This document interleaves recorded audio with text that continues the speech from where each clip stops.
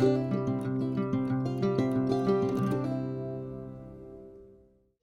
guys, welcome back to my channel.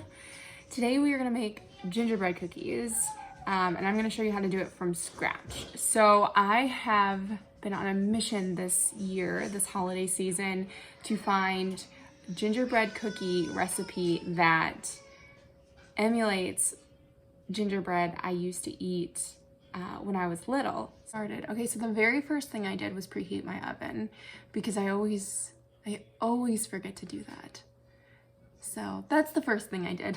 But right now I'm gonna add my 1 cup of sugar.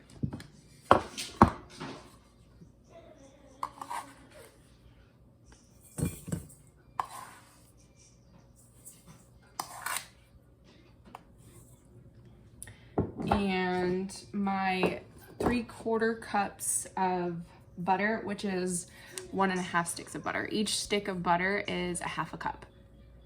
Just for reference, in case you didn't know, because I didn't know that. And that's helpful to know, especially if you cook with, if you use sticks of butter over, I don't know, like tub butter. This is room temperature. It's easier to mix when it's room temperature. It doesn't need to be melted.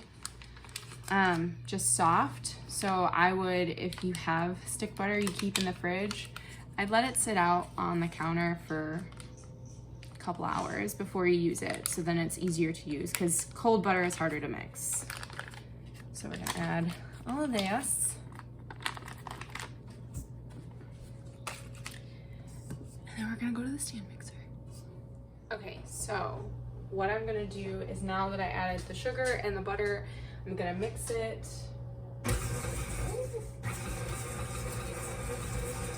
That's the lowest setting, I think. So I'm gonna mix that until it's really light and fluffy.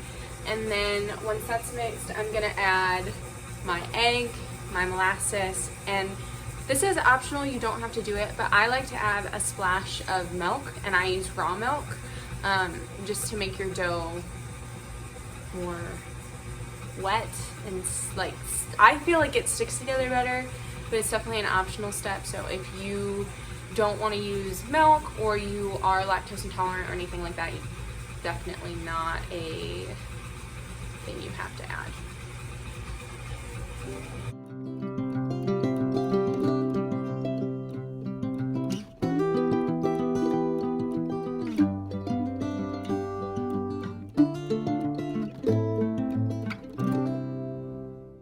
Alright, I'm going to take it out so I can show you what I mean.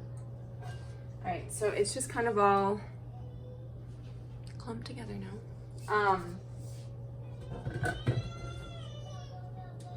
Now I'm going to add my egg, my milk, and my molasses.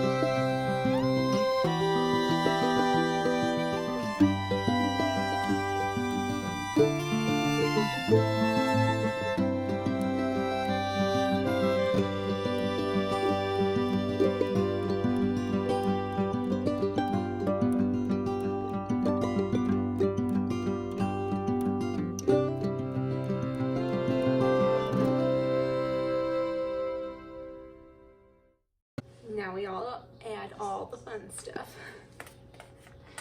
All right, so I'm gonna be adding my 2.5 cups of flour. I'm just using King Arthur's unbleached all-purpose flour.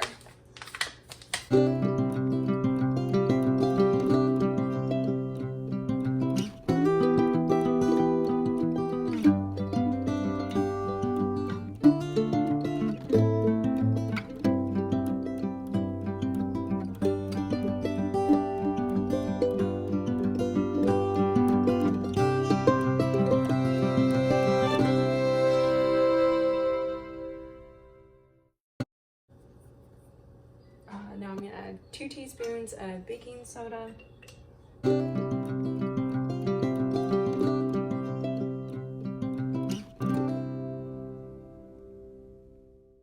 Half a teaspoon of salt, and I have a grinder salt, so what I'm going to do is just grind some of it into my measuring cup and then measure it out that way.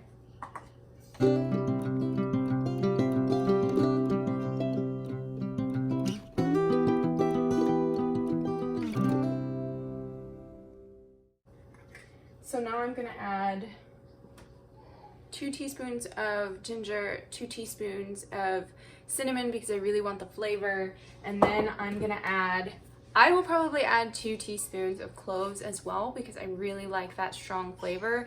If you don't like, if you don't want it to be as strong, or you don't want it to have as much of that bite to it, I would stick to maybe half a teaspoon or 1 teaspoon of cloves. So it's really up to you on what kind of level of kick you want your cookies to have.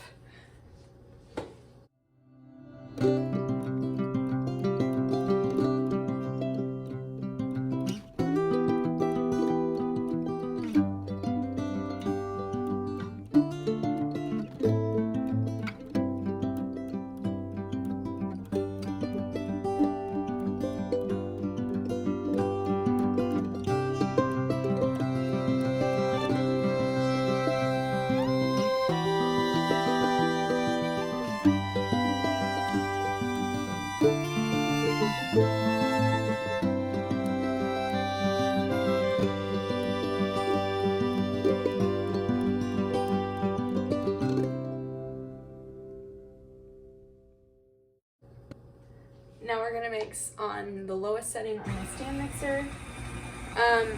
Quick note about mixing. The reason I've taken each step and mixed it well is because I want it to be really mixed in well. I can't say I've always been the best about that. A lot of times when it says mix your wet ingredients before adding them to your dry ingredients, I don't always do that. I skip that step. Especially when I have my stand mixer, I do that. If you don't have a stand mixer, try to use a hand mixer. I just think using something electric is gonna help mix things in really well. If not, you'll just have to take your time by hand, which is a pain, I know, because I've done it by hand and it's not the best thing in the world. But if you have a stand mixer, that's probably the best. I wouldn't have a stand mixer if I didn't have it. This is like a twice down, second down, hand-me-down, so I wouldn't have it otherwise because they are expensive. Anyway, really nice to have if you bake a lot or you're, cooking a lot.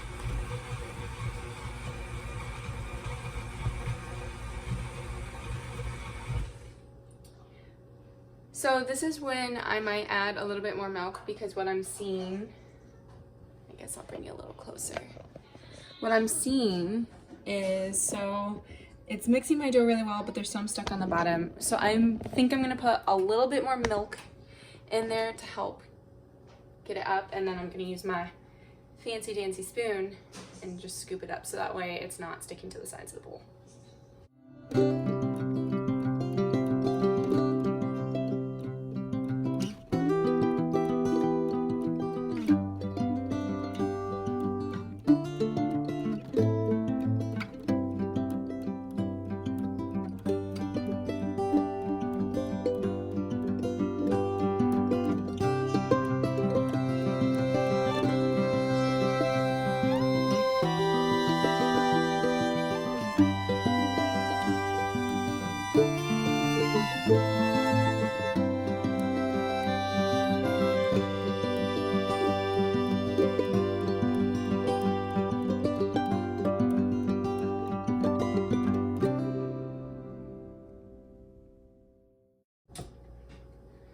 And then of course you have to lick the spoon.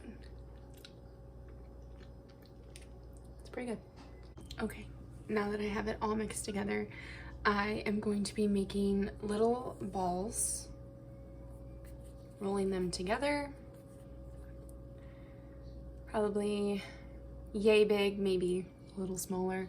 And then I filled a dish with some sugar, and I'm gonna take it in there, just kind of roll it around so it's completely covered with sugar. And then what I do, because I didn't want my cookies to be coated with it, I am rubbing it in between my hands again, like you're rolling the ball again, and kind of getting some of the excess sugar off. And then you plop it on the pan.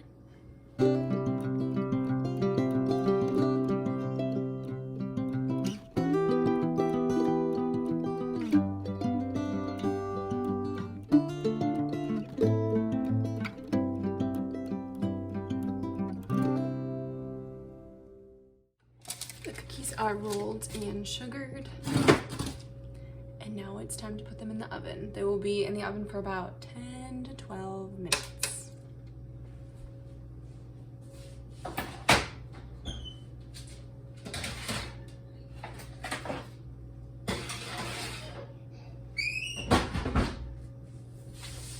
And don't forget to set a timer, because I always forget to take them out, and set a timer.